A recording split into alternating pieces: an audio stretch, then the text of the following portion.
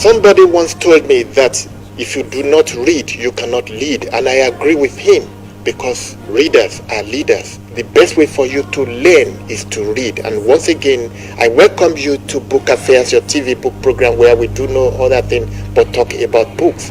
The last time we came here, we featured a book and we discussed it extensively.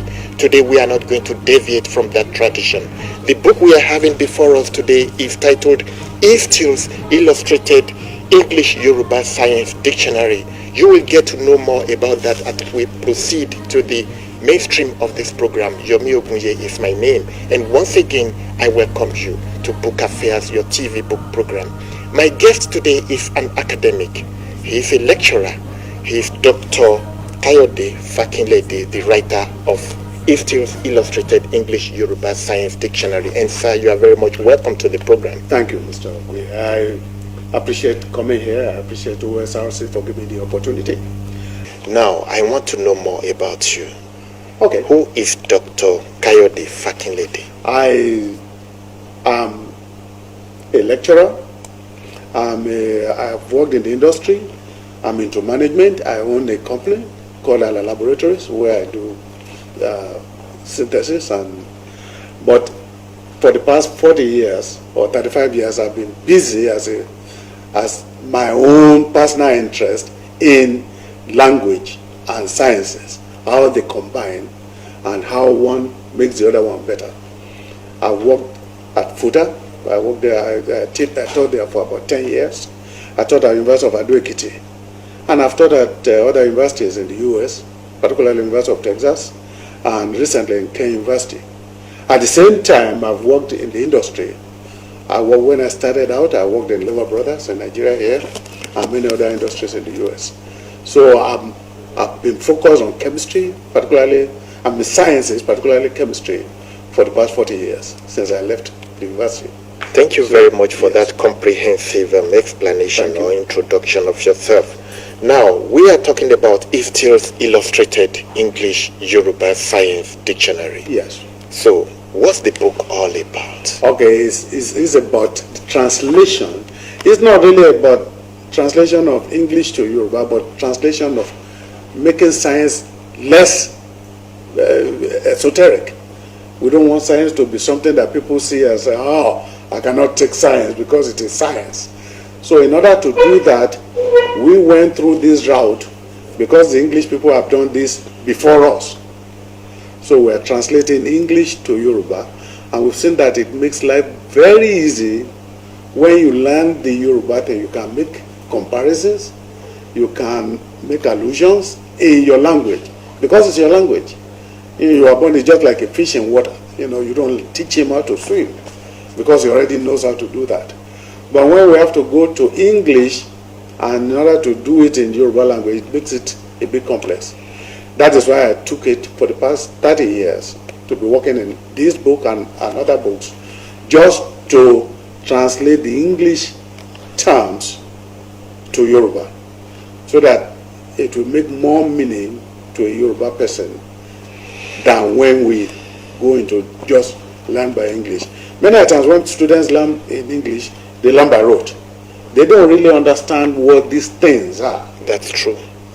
Whereas the things may be as common as what they see every day, but if you don't understand it, you think it's something very, very esoteric.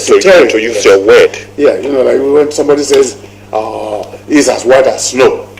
We just take that as an example. If you have never seen snow before, you wouldn't know. Yeah, and they say it's as white as snow. What does that mean? You don't know snow, and you don't know how white. But if somebody says, you've seen egbonwu before. Yes. So immediately it sticks in your head that, this thing is as white as that thing there. Because there are many shades of white.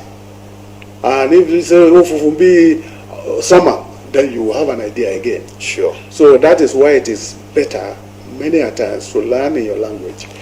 And I've seen that in all developed nations of this world. That is what they do. No nation, I'm going to repeat it now, no nation develops without using its language. All right. And any nation that deviates from that does not develop. No nation develops without using its language, so you said, and I agree with you totally on that. Now, we are talking about language, or you are telling us about language and how it is related to the sciences. And what you have written is Institute's Illustrated English Yoruba Science Dictionary. Yes. Also, the technologies, the terminologies used in technology and science are here. Yes. I want you to give me just 2 instances of such terminologies in science. We just talked about momentum some minutes ago, when we were together. Okay. And I say Ikpapoda. If I say something by Ipoda, you know that it changes its position. If I'm here now and I move, it means multiply Ipoda. That you can explain that to a small kid. Ikpapoda. Ipotoa, tele, it's no longer where it is. And when I say Eda, it means matter. So you tell a child momentum, he doesn't grasp it. But if I say Ikpapoda, he knows that it means that body has changed position. So it's easier for me to even explain to a primary 6 student what I mean by that than to explain to a high school student, even university student, what momentum is. And a friend of mine was we talked about something like entropy. You could teach this to a postgraduate student and he may not understand it. Because my friend said, he's in the same field, he said he did not understand what entropy was until he saw the dictionary. It just means idaru, kekodaru. That is it. But when the Englishman says entropy, you will really have to think. The person will be lost. You'll be lost. And I've been in a class where I stood there for hours trying to learn what they were saying, just because they used a term that I could not understand, and I got lost in that class. And many times you see our older people, many of the things they do are technology involved.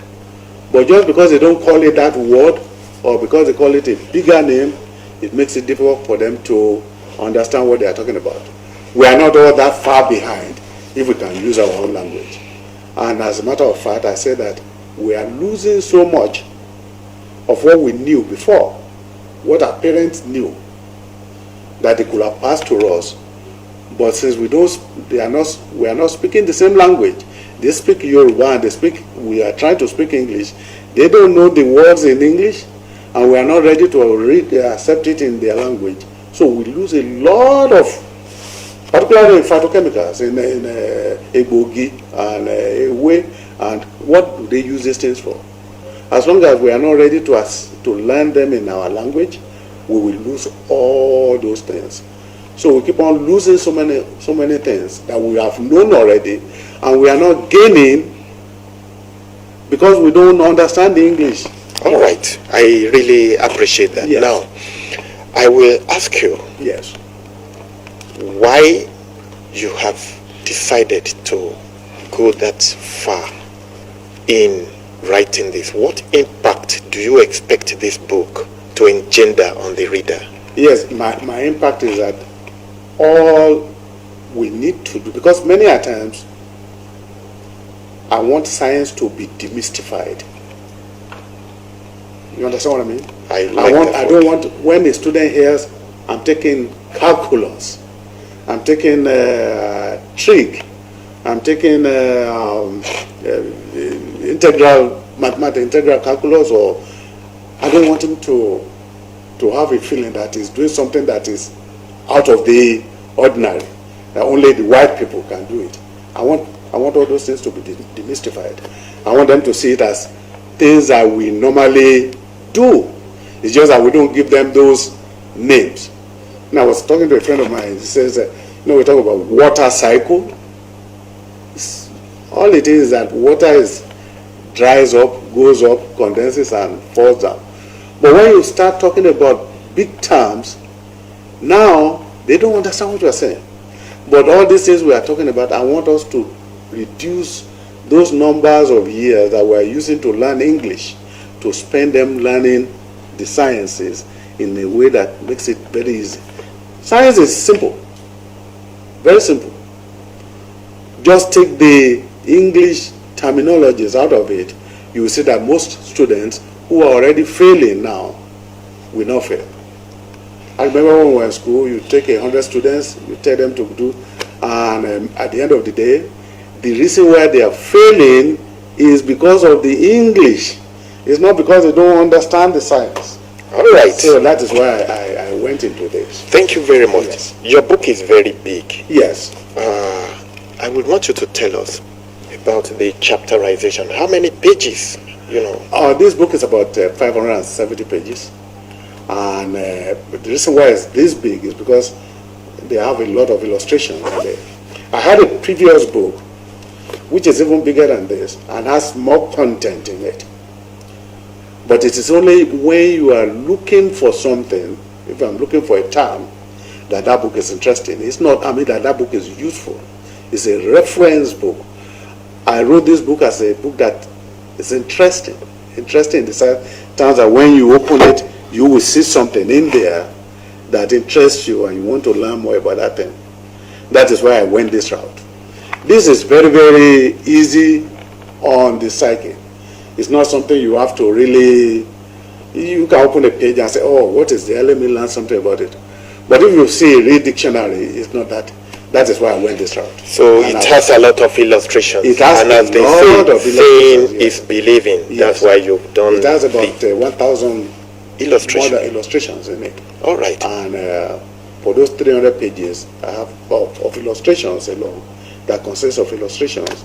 Each page has about 4 or 5 illustrations in it. Okay. About how many chapters? The book is divided into 3 main parts. There's the part of it that is illustration, which is more than half of it. And there's the part of it that is words and meanings, just little words that they may need to know if they're going to do sciences. And there's the appendix.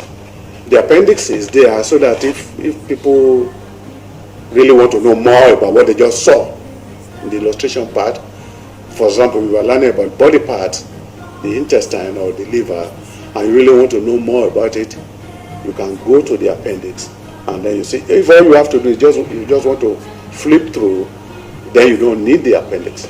So it's about 560, 70 pages. Thank you very much for that. And viewer, you are still watching Book Affairs, your TV book program, where we talk about no other thing but books. My guest, Dr. Kayode Fakinlede, has been telling us quite a lot about his book, Instill's Illustrated English Yoruba Science Dictionary. He believes that when education is taught in your indigenous language, education becomes easier and the student learns faster. We will be back after this timeout. Don't go away.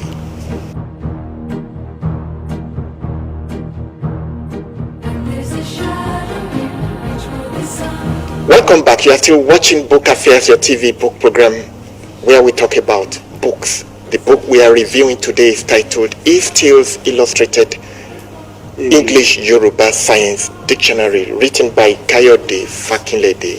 He has told us quite a lot. He has a lot more to tell us. And once again, sir, you are welcome to the program. Thank you very much. You told us that no nation develops without making use of its language to educate its students. Yes. I totally agree to that. Now,